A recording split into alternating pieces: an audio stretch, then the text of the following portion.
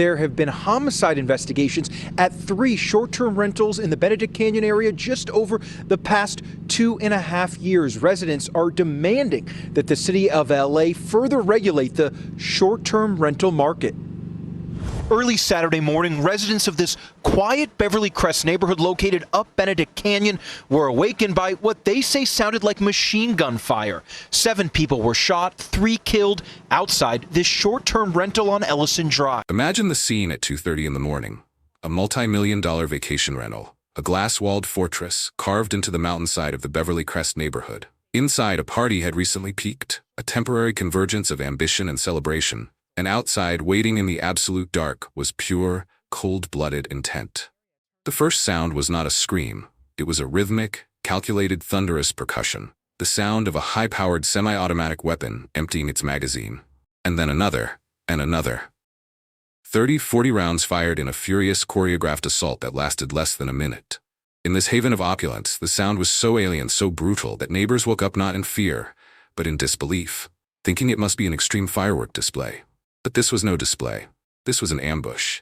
And when the Los Angeles Police Department finally arrived at the 2700 block of Ellison Drive, they were confronted not by a fight, but by the chilling, devastating aftermath of an execution.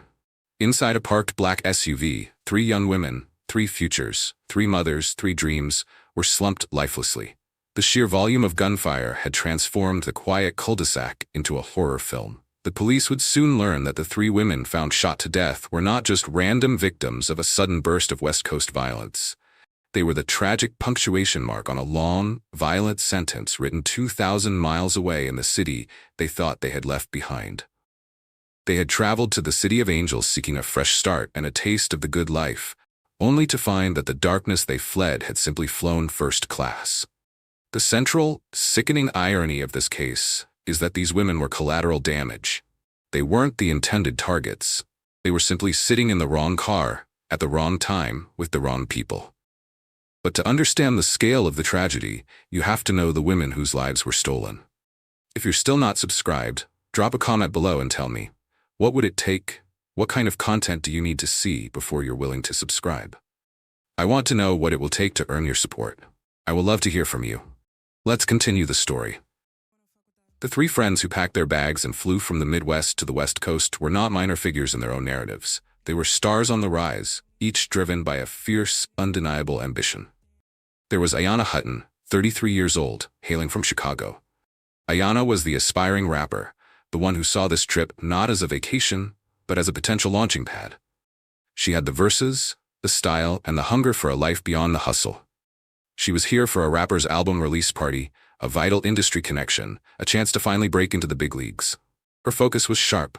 Use this trip to solidify her musical career, to build an empire that her family could be proud of. For Iyana, the Beverly Crest mansion represented the ultimate make-it moment, the proof that the grind had been worth it.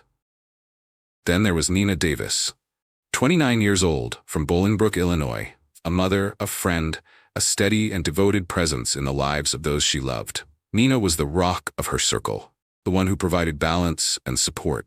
This trip was an escape for her, too, a brief reprieve from the emotional weight she had been carrying.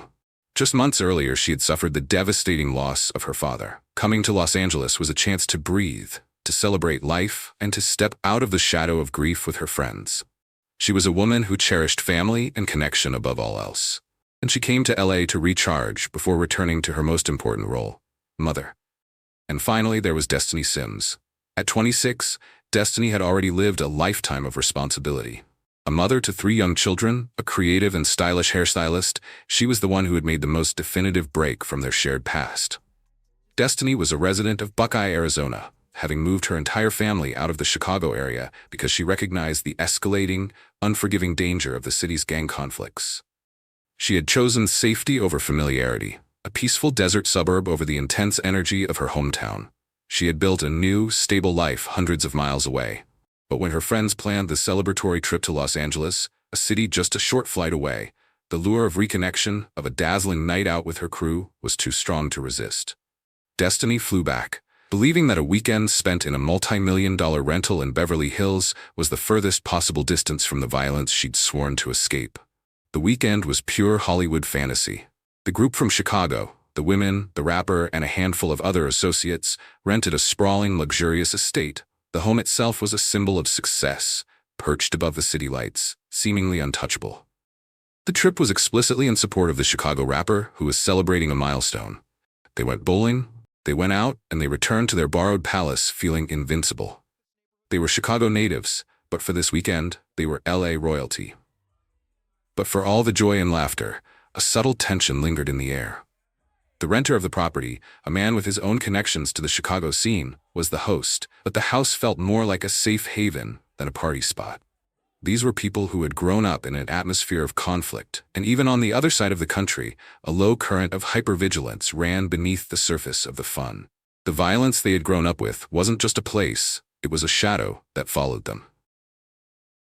The individual who rented the house, the one who was the gravitational center of the party, was not just a host. They were an unstated yet critical piece of the puzzle. This person, along with at least one other critically wounded victim, was the true intended target.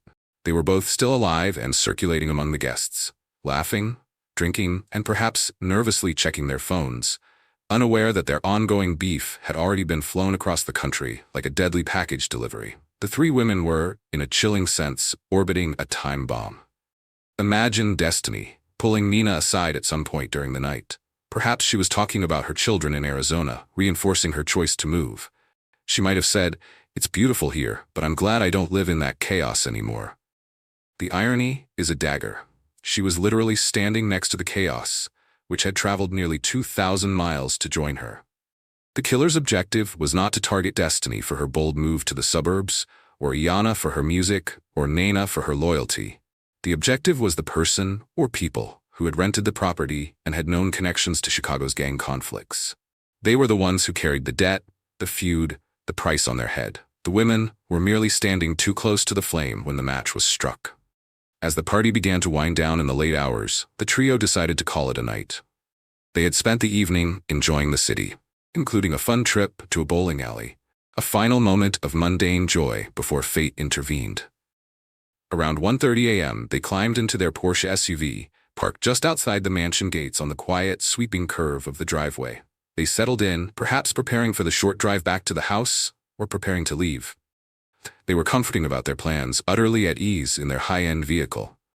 But as the interior light of the Porsche clicked off, allowing the quiet darkness of Beverly Crest to reclaim the scene, the ambush began. Out of the deep shadows of the affluent street, a vehicle materialized. A dark, blue, four-door Tesla, instantly conspicuous for its lack of license plates and visible damage to its front fender. This was not a random, opportunistic attack. This was a reconnaissance mission that had reached its final stage. For at least 45 minutes, that vehicle had been silently, patiently circling the block, waiting for the perfect moment of isolation and vulnerability. The engine of the Tesla cut out. The car went silent. The window on the driver's side rolled down. There was no warning, no demand, just a brief, absolute silence. And then the moment of truth that Destiny Sims had spent years trying to avoid finally found her, not in Chicago, but in the heart of the Golden State. The moment the windows of the dark blue Tesla dropped, the quiet, peaceful image of Beverly Crest was destroyed forever. This was not a confrontation. It was a devastating act of professional violence. The attack was swift, coordinated, and carried out with a singular, murderous intent. Witnesses would later recall the sheer terrifying number of shots fired. Over 30 rounds, perhaps even more, tore through the stillness of the night. Up the hill, and I saw all the cops, and I literally was like, are they filming something? Because I didn't think. And then I saw news in a corner and police cars all down this entire street. And I knew something bad had happened. I was shocked and I felt horrible, but I don't feel less safe because that's not typical.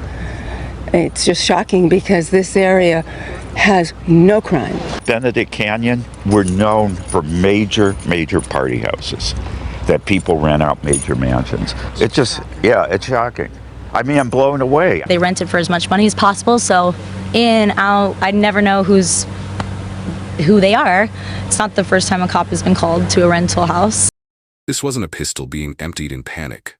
This was the calculated, repetitive roar of semi-automatic firepower directed at a stationary target. The vehicle the women were in, a Porsche SUV, a symbol of the very success they were celebrating, offered no sanctuary. The bullets sliced through glass and steel with ruthless efficiency, transforming the luxury car into an instant tomb. Within seconds, the ambush was complete.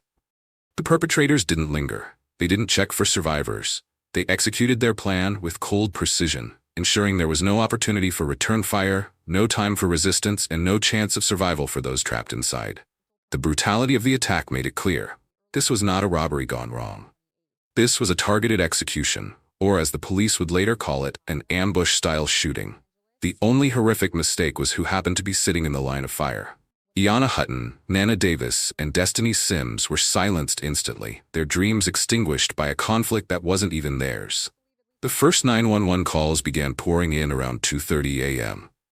Calls from residents of this rarefied neighborhood, where the most serious emergency is usually a broken water main, were fraught with terror and confusion. They described what sounded like a war zone, a continuous metallic ripping sound followed by the faint echoes of screams, then a sudden, absolute silence.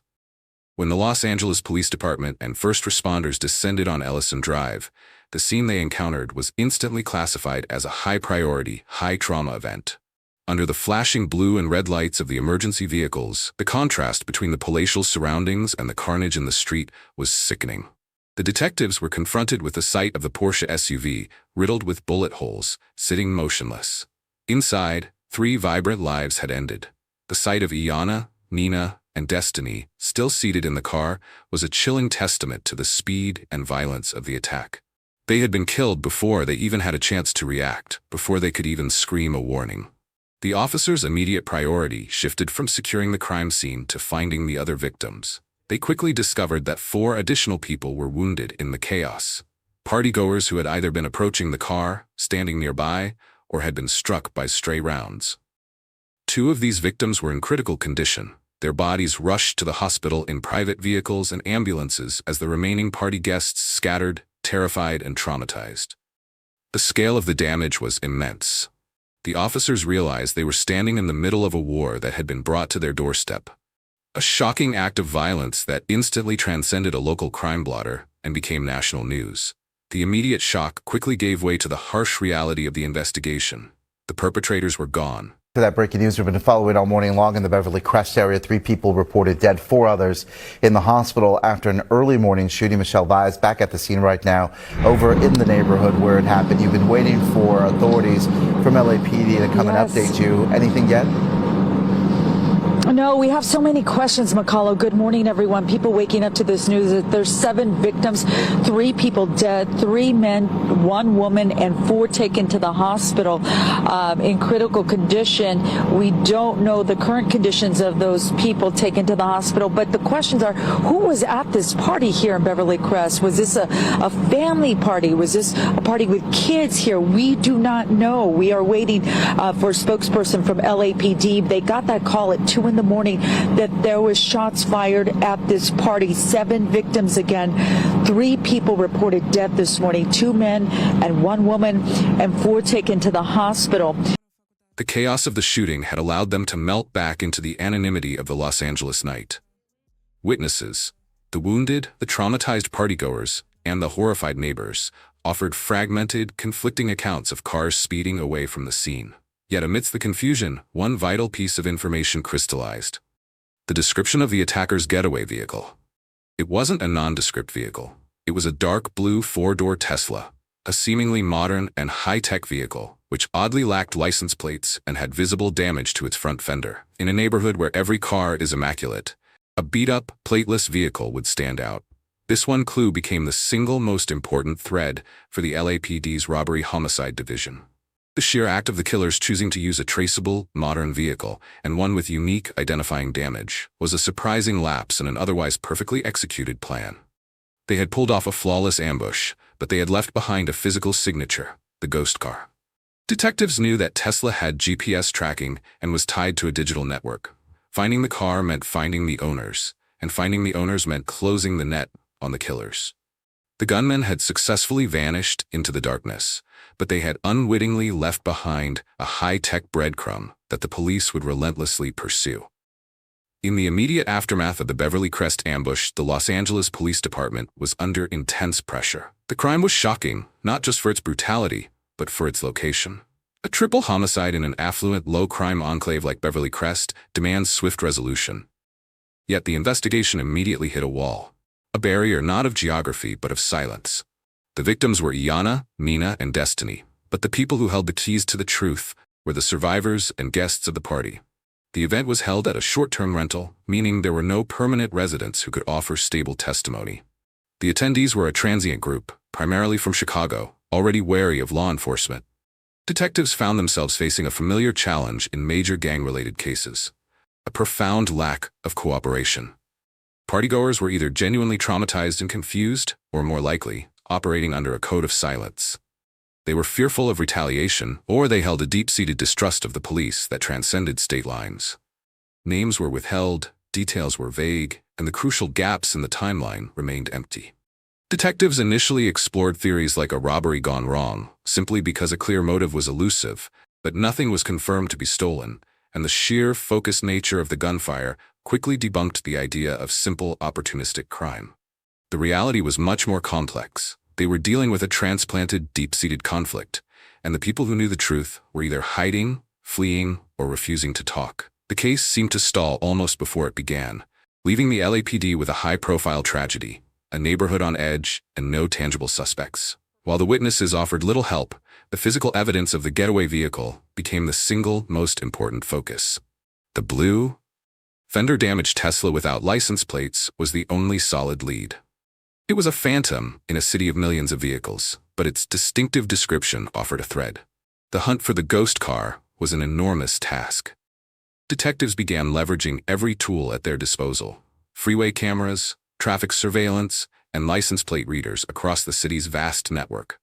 They knew the vehicle would have stood out, especially in the exclusive West LA and Beverly Hills areas where the shooting occurred. An appeal was made to the public, offering a reward for any information that could lead to an arrest.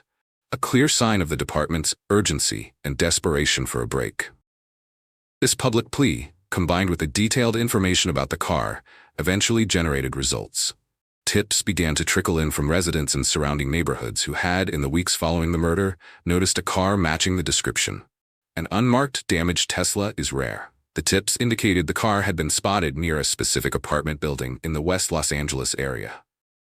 This was the critical break the detectives desperately needed.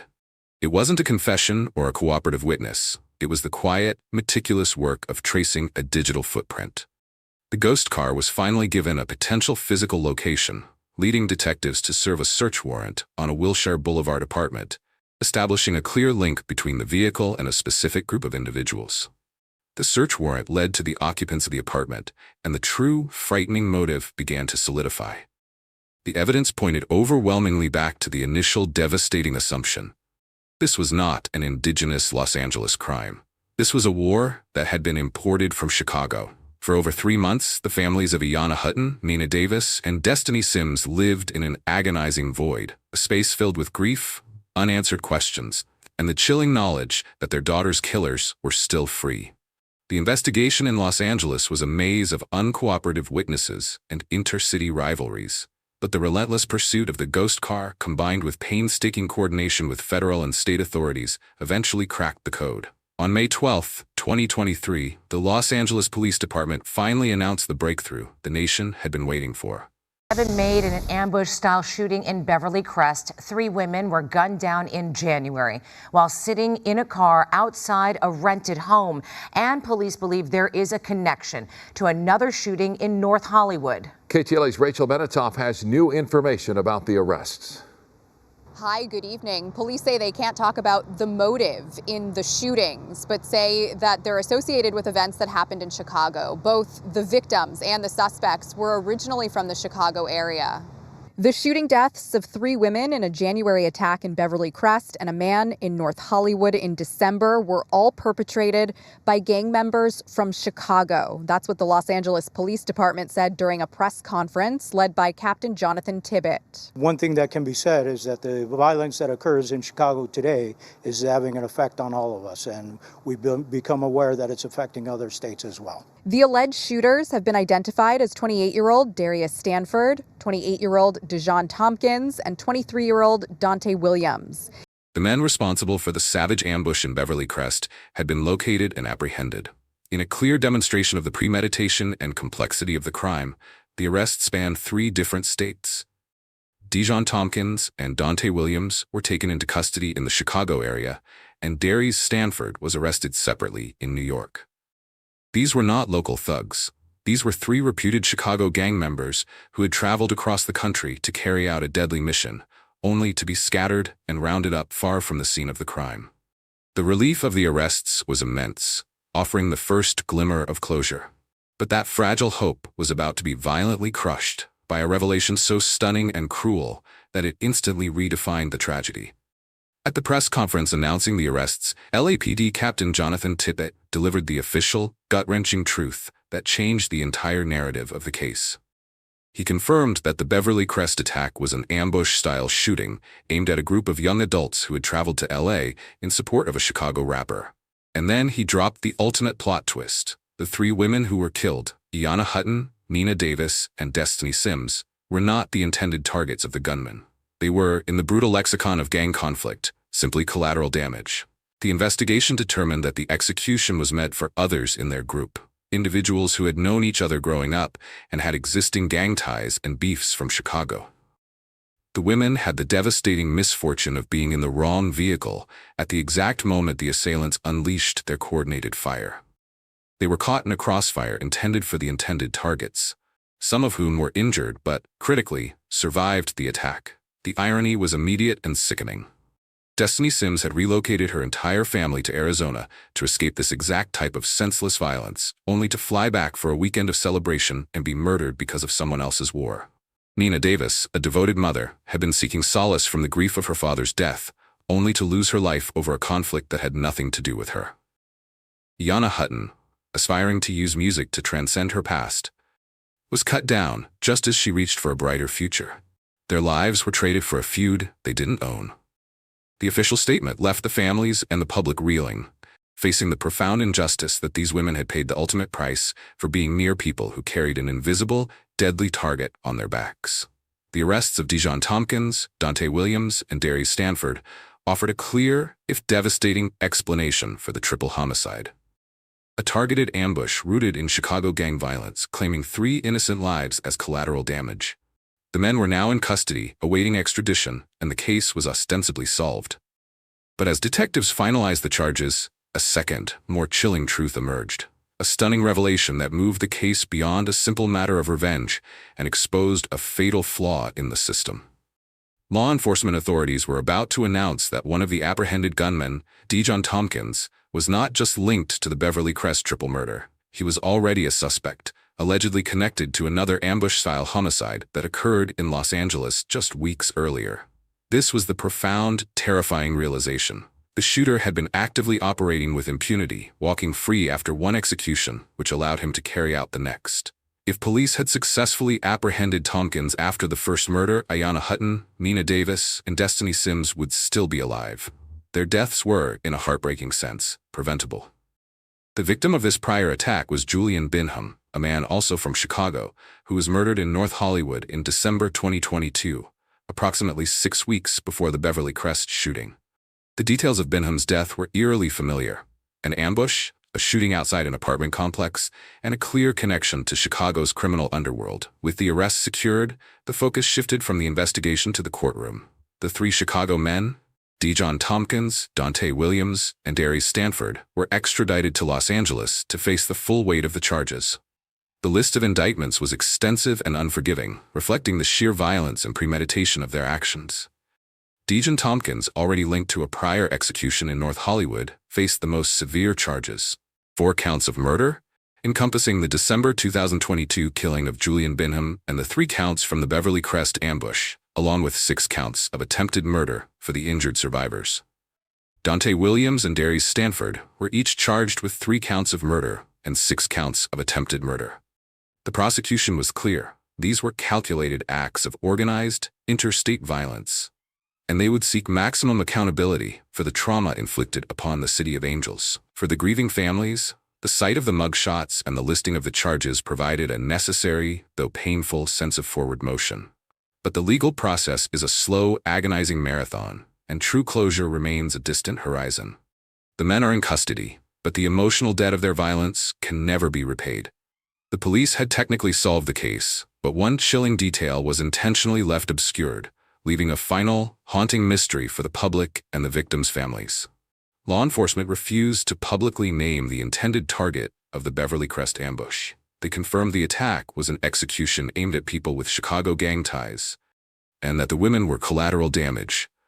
But the identity of the person who survived the night, the person for whom 3 innocent women essentially paid the ultimate sacrifice, was kept secret for safety and security reasons. This silence introduces a profound, unnerving element of unfinished business.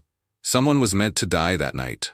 That person survived. Do they know that the bullets meant for them extinguished the bright, promising lives of Iyana, Nenah, and Destiny? Do they live every day carrying the invisible, crushing weight of that debt? The survivors, including the intended targets who were wounded, are left to wrestle with the knowledge that their life was spared at the cost of their friends. This lingering shadow, this unanswered question, ensures that the tragedy of the Beverly Crest triple murder continues to resonate far beyond the final gavel of the court. The story of Iyana Hutton, Nenah Davis, and Destiny Sims is a tragic echo of a far-reaching conflict, a narrative of ambition and betrayal that reminds us of the senseless cost of imported violence. The Beverly Crest ambush is a story of 3 lives brutally interrupted, a reminder that in the world of true crime, the most compelling stories are often the most heartbreaking. It's a story we felt compelled to tell with the dignity and respect that Iyana, Nenah, and Destiny deserve. If this deep dive into the shocking truths and unexpected twists of this case resonated with you, and if you demand the kind of meticulous, fact-driven storytelling that honors the victims, then you belong here. For more in-depth explorations of the darkest true crime narratives, for stories that prioritize facts over sensationalism, make sure you become a subscriber to 247 True Crime Chronicles. Hit that subscribe button now and ring the notification bell so you don't miss our next chapter. We strive to bring clarity to chaos, and we need your support to continue this work. Our hearts are with the families of Iyana Hutton, Destiny Sims, and Nenah Davis. We pray you find comfort and strength in the memories you once shared. Thank you for watching to the end, and stay safe out there.